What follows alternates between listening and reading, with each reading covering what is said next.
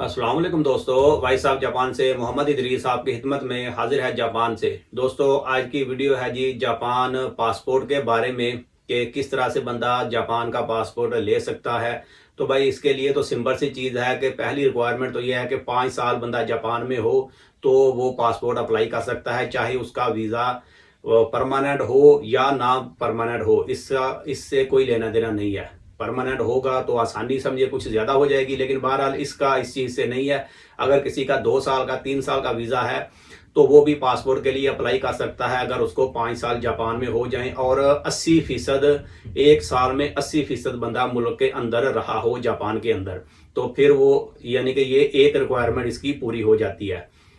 तो यानी कि 80% का आप हिसाब लगा लें कि 365 दिन होते हैं एक साल में, और 100 दिनों में 80 दिन बंदा मुल्क के अंदर रहा हो, और 3 महीने यानी कि 300 दिनों का हिसाब लगाएं तो अपना 60 दिन हो गए कि आप 60 दिन मुल्क से बाहर रहे हो और 65 दिन ऊपर से समझिए कि 3 साढ़े 3 महीने अगर बंदा मुल्क से बाहर रहा हो तो फिर वो भी अप्लाई नहीं कर सकता। यानी कि 4 महीने अगर बंदा एक साल में 4 महीने मुल्क से बाहर रहे तो वो साल उसका गिना नहीं जाएगा। यानी कि 5 साल में 80%, एक साल में 80% बंदा मुल्क के अंदर रहा हो, तो ये एक रिक्वायरमेंट है।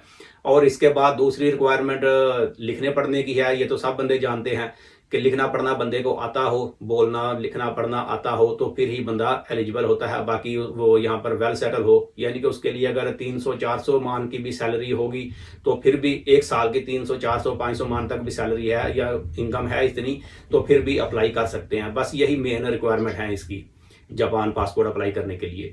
बाकी उनकी मर्जी है वो पासपोर्ट कब अप्रूव करते हैं या नहीं करते, ये तो गवर्नमेंट की मर्जी है। बाकी इसमें स्टूडेंट वीज़ा वालों के लिए आसानी है कि स्टूडेंट वीज़ा वाले जो लोग हैं वो आसानी से पासपोर्ट ले सकते हैं। अब उसके लिए भी रिक्वायरमेंट तो यही रहेगी, लेकिन आसानी उसके लिए ये है कि जो बंदा स्टडी वीज़े पे होता है तो यानी कि वो पढ़ने के लिए ही आया है, 1 साल या 2 साल का वीज़ा है, तो भाई इतने में तो उसको लिखना पढ़ना तो आ जाता है। और जापान में आने से पहले ज़ाहिर सी बात है कुछ ना कुछ स्टडी वहाँ से भी करके आते हैं अपनी कंट्री से भी। तो फिर वो 1 साल भी अगर स्कूल में पढ़ें और उसके बाद यानी कि 2 साल का भी अगर वीज़ा हो तो डायरेक्ट तो स्टूडेंट वीज़े से वो पासपोर्ट अप्लाई नहीं कर सकते। उसके लिए जैसे ही स्टडी कंप्लीट हो 2 साल की चाहे, तो वो किसी कंपनी में वीज़ा अपना ट्रांसफ़र कर लें, और फिर कंपनी का वीज़ा अगर मिल जाए और जिस चीज़ की स्टडी की हुई है उसी चीज़ का अगर वीज़ा मिल जाए, मसलन किसी ने आईटी के शोबे में गया है, बंदा स्टडी कर रहा है या मेडिकल में समझ ले, तो उसी फील्ड में उसको काम मिल जाता है, तो फिर उसके बाद तकरीबन 2 साल या 3 साल के बाद वो अपना पासपोर्ट अप्लाई कर सकता है। ये भी मैंने एक न्यूज़ में देखा था वकील की वेबसाइट के ऊपर ही, वकील के फेसबुक पेज के ऊपर ही, कि उसने 2 साल के बाद अप्लाई किया था पासपोर्ट, तीसरे साल में, यानी कि 2 साल कंप्लीट हो गए, तीसरा साल शुरू था तो पासपोर्ट अप्लाई किया।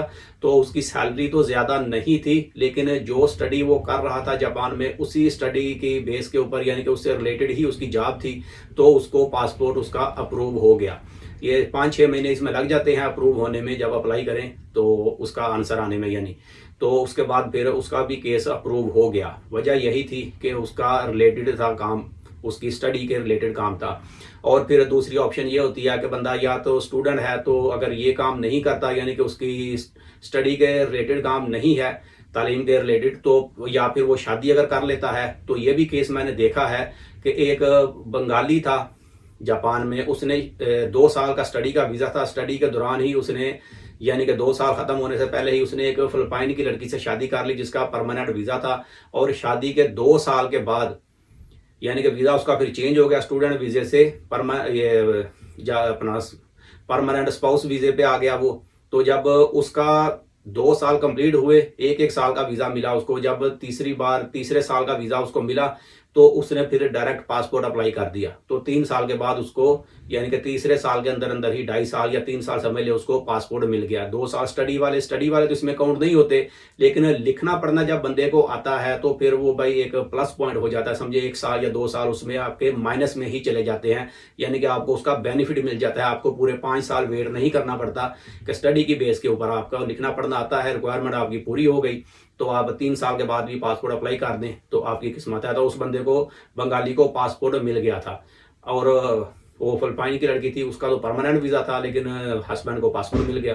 तो ये भी सूरत हाल हो सकती है। यानी कि मेरे ख्याल से तो स्टूडेंट वीज़े वालों के लिए पासपोर्ट लेना आसानी है। बाकी जो भी बंदा लिखना पढ़ना, क्योंकि हमारे भी काफ़ी सारे पाकिस्तानी यहाँ पर अपना बिजनेस करते हैं, तो बोलनी तो चलें अच्छे तरीके से आती है, लेकिन लिखना पढ़ना तो सारी नहीं आती। हीरागाना, कातागाना और कांजी भी है साथ में। कांजी सबसे मुश्किल है।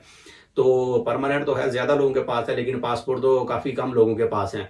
तो स्टूडेंट वालों का, क्योंकि उसमें ऑप्शन यही आसानी होती है उनके लिए कि वो आते ही स्टडी वीज़े के ऊपर हैं और वो पढ़ते ही रहते हैं, तो साथ में काम भी करते हैं, लेकिन ज़्यादा फोकस उनका तालीम के ऊपर भी साथ होता है, तो लिखनी पढ़नी उनको जल्दी आ जाती है, जिसकी वजह से वो पासपोर्ट जल्दी अप्लाई कर सकते हैं और जापान का पासपोर्ट ले सकते हैं। और इस वक्त 2021 तक जो जापान का पासपोर्ट है ये पहले नंबर पे जा रहा है कि ज़्यादातर कंट्रीज़ में वीज़ा फ्री एंट्री है या ऑन अराइवल वीज़ा मिल जाता है। तो ये है जी इसके बारे में। तो ये वीडियो बस यहीं तक थी। वीडियो अच्छी लगे तो उसे लाइक कर दें। मिलते हैं किसी अगली वीडियो में, तब तक अपना बहुत ख्याल रखें। पाकिस्तान जिंदाबाद।